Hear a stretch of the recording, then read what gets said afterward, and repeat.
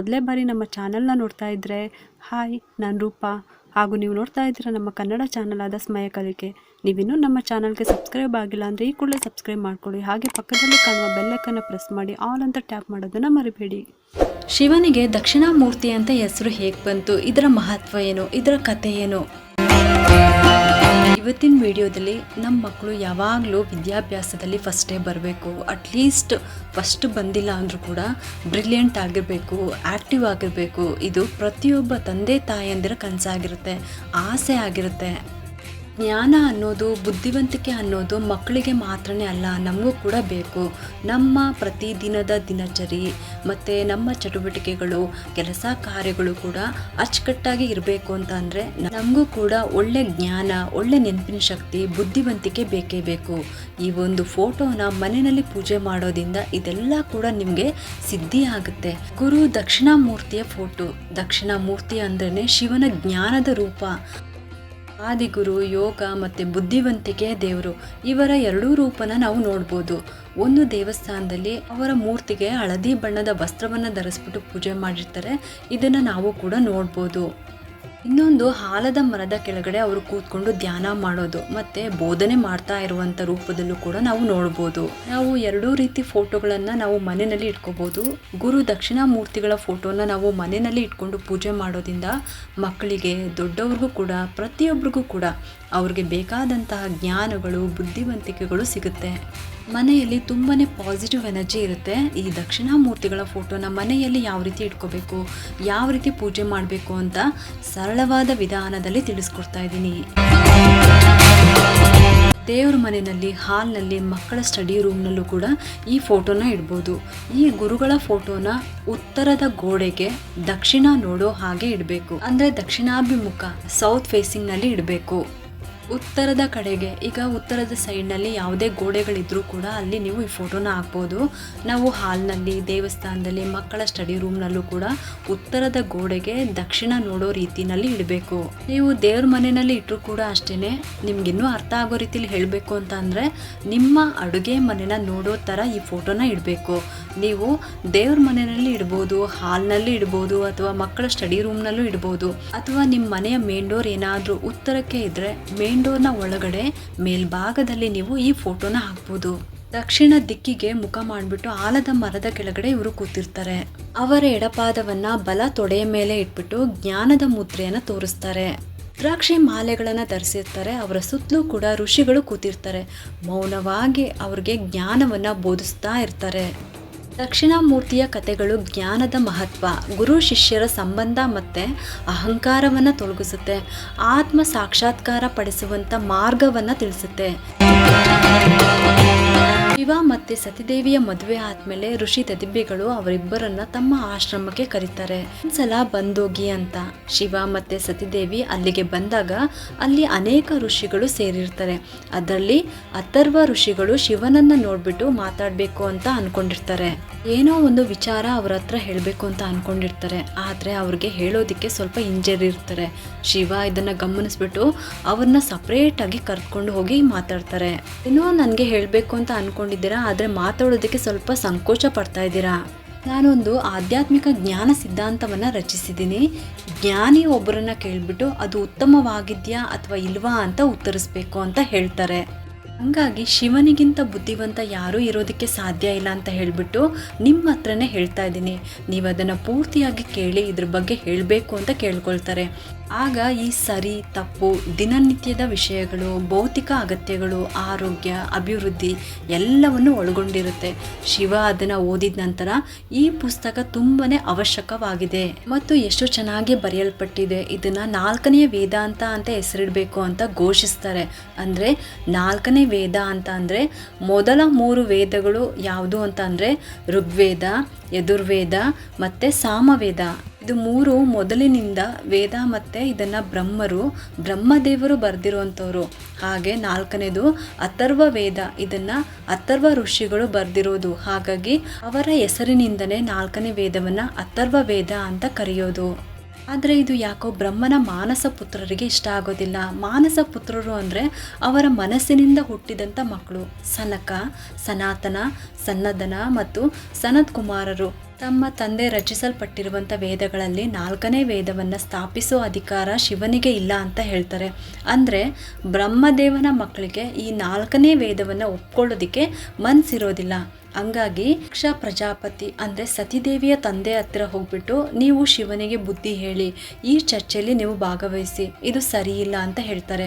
ಆಗ ದಕ್ಷ ಪ್ರಜಾಪತಿ ದಧಿಜಿಯ ಆಶ್ರಮಕ್ಕೆ ಬರ್ತಾರೆ. ಎಲ್ಲ ಋಷಿ ಮುನಿಗಳು ಕೂಡ ಅಲ್ಲಿ ಸೇರಿರ್ತಾರೆ. ಅಲ್ಲಿ ಬ್ರಹ್ಮನ ಪುತ್ರರು ಕೂಡ ಒಂದು ಕಡೆ ಕೂತಿರ್ತಾರೆ. ಈಗಾಗಲೇ ಇರುವಂಥ 3 ವೇದಗಳು ಯಾವ ರೀತಿಯಲ್ಲಿ ಶ್ರೇಷ್ಠವಾಗಿದೆ, ಅದಕ್ಕಾಗಿ 4ನೇ ವೇದ ಅವಶ್ಯಕತೆ ಇದೆಯಾ, ಇದು ನಮಗೆ ಬೇಡ ಅನ್ನೋ ರೀತಿಯಲ್ಲಿ ಚರ್ಚೆ ಇರುತ್ತೆ. ಎಲ್ಲರೂ ಕೂಡ ಅಲ್ಲಿ ಸೇರಿರ್ತಾರೆ. ಒಂದು ಚರ್ಚೆ ನಡೆಸಬೇಕು ಅಂತ ಅಂದ್ರೆ 2 ಕಡೆ ಕೂತ್ಕೊಳ್ಳೋ ಅಂತವ್ರು ಎದುರು ಬದುರಾಗಿ ಕೂತ್ಕೊಳ್ಬೇಕು. ಹೀಗಿರುವಾಗ ಋಷಿ ಮುನಿಗಳು ಏನ್ ಮಾಡ್ತಾರೆ, ಶಿವನನ್ನ ಉತ್ತರಾಭಿಮುಖವಾಗಿ ಕೂತ್ಕೊಳ್ಳೋ ರೀತಿನಲ್ಲಿ ಅವರಿಗೆ ಆಸನವನ್ನ ವ್ಯವಸ್ಥೆ ಮಾಡಿರ್ತಾರೆ.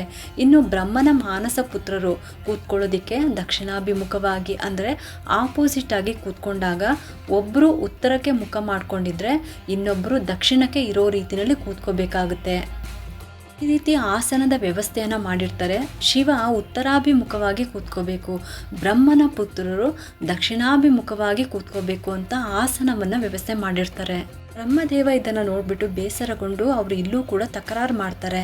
ನಾವು ತುಂಬ ಅಪಾರ ಜ್ಞಾನವನ್ನು ಹೊಂದಿರುವಂಥವ್ರು, ನಾವು ಉತ್ತರಕ್ಕೆ ಮುಖ ಮಾಡಿ ಕೂತ್ಕೋಬೇಕು, ಗೌರವ ನನಗೆ ಸೇರಬೇಕು ಅಂತ ಹೇಳ್ತಾರೆ. ಆದರೆ ಶಿವ ಇದಕ್ಕೆಲ್ಲ ಹೆಚ್ಚಾಗಿ ವಾದ ಮಾಡೋದಕ್ಕೆ ಹೋಗೋದಿಲ್ಲ. ಆಯಿತು, ನೀವೇ ಆ ಕಡೆ ಕೂತ್ಕೊಳ್ಳಿ, ನಾನು ಈ ಕಡೆ ದಕ್ಷಿಣಾಭಿಮುಖವಾಗಿ ಕೂತ್ಕೊತೀನಿ ಅಂತ ಹೇಳಿಬಿಟ್ಟು ಅವರು ಆಲದ ಮರದ ಕೆಳಗೆ ದಕ್ಷಿಣಾಭಿಮುಖವಾಗಿ ಕೂತ್ಕೊಳ್ತಾರೆ. ಚರ್ಚೆ ಪ್ರಾರಂಭ ಆಗುತ್ತೆ. ಒಂದು ಕಾಂಪಿಟೇಷನ್ ಅಂದಮೇಲೆ ಅಲ್ಲಿ ಒಬ್ಬರು ಜಡ್ಜು ಇರಲೇಬೇಕಲ್ವಾ.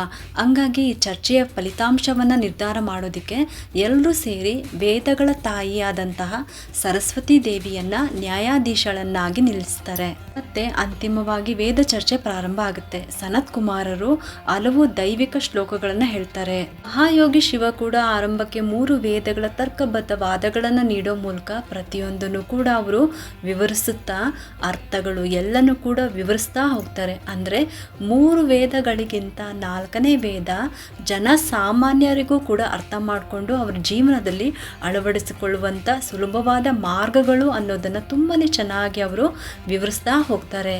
ಇದನ್ನು ಕೇಳಿದಂತಹ ಸನತ್ ಕುಮಾರರು ಚರ್ಚೆಯಲ್ಲಿ ಸೋತೋಗ್ಬಿಡ್ತಾರೆ. ಆಗ ಸರಸ್ವತಿ ದೇವಿ ಶಿವನನ್ನ ವಿಜೇತ ಅಂತ ಘೋಷಿಸ್ತಾರೆ. ಬ್ರಹ್ಮನು ಈಗಾಗಲೇ 3 ವೇದಗಳನ್ನು ಸೃಷ್ಟಿಸಿದಾಗ 4ನೇ ವೇದ ಹೇಗೆ ಅಸ್ತಿತ್ವಕ್ಕೆ ಬರೋದಕ್ಕೆ ಸಾಧ್ಯ, ಮತ್ತು ಋಷಿ ಅಥರ್ವನಿಗೆ ಅಂತಹ ಅಪಾರ ಜ್ಞಾನ ಹೇಗೆ ಬರೋದಕ್ಕೆ ಸಾಧ್ಯ ಅಂತ ಕೇಳ್ತಾರೆ.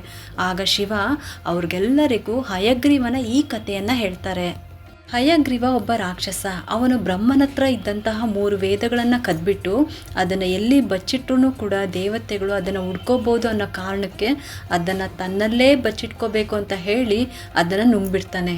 ವೇದಗಳನ್ನು ನುಂಗಿದ್ರಿಂದ ಇಡೀ ಸೃಷ್ಟಿಗೆ ಜ್ಞಾನನೇ ಇರೋದಿಲ್ಲ. ಆಗ ದೇವಾನು ದೇವತೆಗಳು ಎಲ್ಲರೂ ವಿಷ್ಣುವಿನ ಹತ್ತಿರ ಮೊರೆ ಹೋಗ್ತಾರೆ, ಈ ಒಂದು ಹಯಗ್ರೀವನನ್ನು ಹೇಗಾದರೂ ಮಾಡಿ ಸಂಹಾರ ಮಾಡಬೇಕು ಅಂತ. ಆದರೆ ಹಯಗ್ರೀವನಿಗೆ ಒಂದು ವರ ಇರುತ್ತೆ, ಇನ್ನೊಬ್ಬ ಹಯಗ್ರೀವನಿಂದನೇ ತನ್ನನ್ನು ಸಂಹಾರ ಮಾಡಬೇಕು, ತನ್ನ ನಾಶ ಆಗಬೇಕು ಅಂತ ವರವನ್ನು ಪಡ್ಕೊಂಡಿರ್ತಾನೆ. ಆಗ ವಿಷ್ಣು ಹಯಗ್ರೀವನ ಅವತಾರವನ್ನು ಪಡೆದು ರಾಕ್ಷಸ ಹಯಗ್ರೀವನ ಮೇಲೆ ಯುದ್ಧಕ್ಕೆ ಹೋಗ್ತಾರೆ. ಅವರು ಒಂದೊಂದು ಏಟನ್ನು ಕೊಟ್ಟಾಗ ಹಯಗ್ರೀವನ ಬಾಯಿಂದ ಒಂದೊಂದೇ ವೇದಗಳು ಹೊರಗಡೆ ಬರ್ತಾ ಇರುತ್ತೆ. ಒಂದೊಂದೇ ವೇದವನ್ನು ಅವನು ಉಗುಳ್ತಾ ಇರ್ತಾನೆ. 3 ವೇದಗಳನ್ನು ಉಗುಳಿದ ನಂತರ ಪ್ರಾಣವನ್ನು ಉಳಿಸ್ಕೊಳ್ಳೋ ಸಲುವಾಗಿ ಶಿವನನ್ನು ಮೊರೆ ಹೋಗ್ತಾನೆ.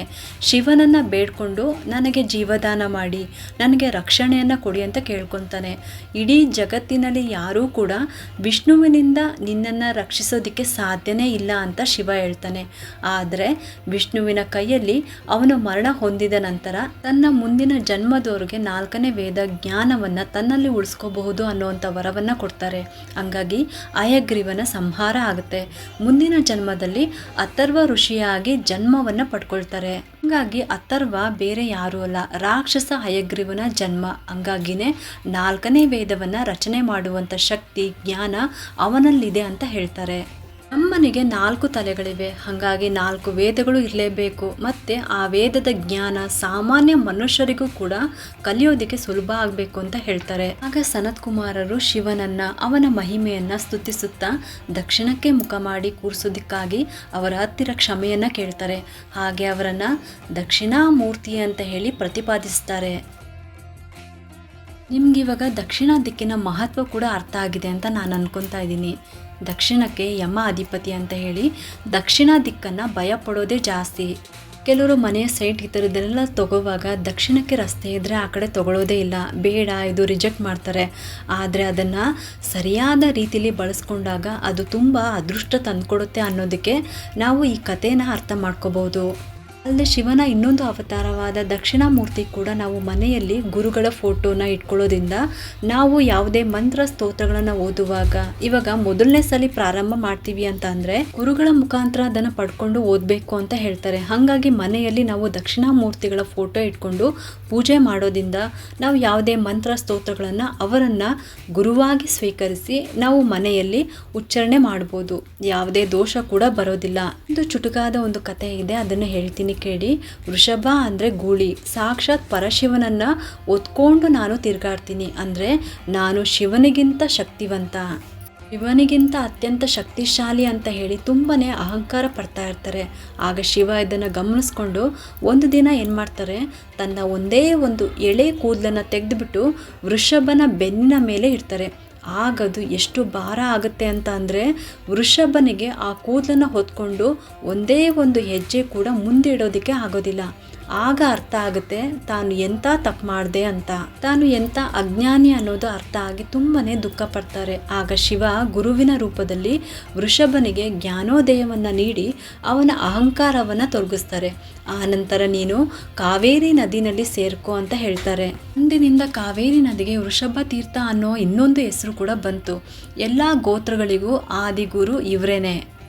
ಜಗತ್ತಿನ ಮೊದಲ ಗುರು ಅಂದ್ರೇ ಅದು ಶ್ರೀ ದಕ್ಷಿಣಾಮೂರ್ತಿಗಳು. ಇದಿಷ್ಟು ಕೂಡ ದಕ್ಷಿಣಾಮೂರ್ತಿ ಅಂತ ಹೆಸರು ಶಿವನಿಗೆ ಹೇಗೆ ಬಂತು ಅಂತ ತಿಳ್ಕೊಂಡ್ರಿ. ಈ ಒಂದು ಉಪಯುಕ್ತ ಮಾಹಿತಿ ನಿಮ್ಗೆ ಇಷ್ಟ ಆಗಿದೆ ಅಂತ ನಾನು ಭಾವಿಸ್ತಾ ಈ ವಿಡಿಯೋನ ಮುಗಿಸ್ತಾ ಇದ್ದೀನಿ. ಈ ವಿಡಿಯೋ ಏನಾದರೂ ನಿಮ್ಗೆ ಇಷ್ಟ ಆಗಿದ್ರೆ ಒಂದು ಲೈಕ್ ಮಾಡಿ, ಶೇರ್ ಮಾಡಿ ಮತ್ತು ಸಬ್ಸ್ಕ್ರೈಬ್ ಮಾಡಲು ಮರಿಬೇಡಿ. ಯಾಕಂದರೆ ನೀವು ಮಾಡೋ ಒಂದು ಸಬ್ಸ್ಕ್ರೈಬಿಂದ ನಮ್ಮಂತಹ ಸಣ್ಣ ಸಣ್ಣ ಚಾನಲ್ಸ್ಗೆ ಒಂದು ಸಪೋರ್ಟ್ ಮಾಡ್ದಂಗೆ ಆಗುತ್ತೆ. ಮತ್ತೆ ಸಿಗ್ತೀನಿ ಮುಂದಿನ ಹೊಸ ವಿಡಿಯೋದೊಂದಿಗೆ ಅಂತ ಹೇಳ್ತಾ ಈ ವಿಡಿಯೋನ ಮುಗಿಸ್ತಾ ಇದ್ದೀನಿ. ಸರ್ವೇ ಜನ ಸುಖಿನೋ ಭವಂತು.